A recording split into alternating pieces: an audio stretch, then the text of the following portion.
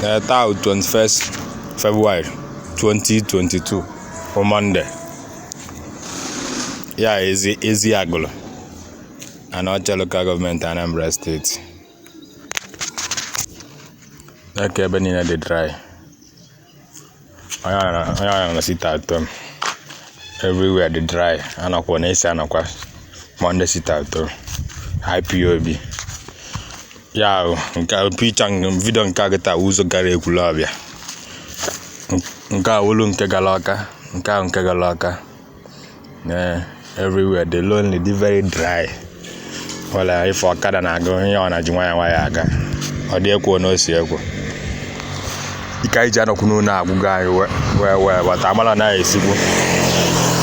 Amala na esibu ikai ya geti wano ni ya. Amalam etiwa on the government kelele izukwa na ndi kanwan ko ya na zuike this thing be amezi fa na galazi onu eba oni je ya anya ndi Igbo na kotakwa ana agalakwa onu iba afia gala ezigbo onu so bikon ndị onu na-elu n'okwu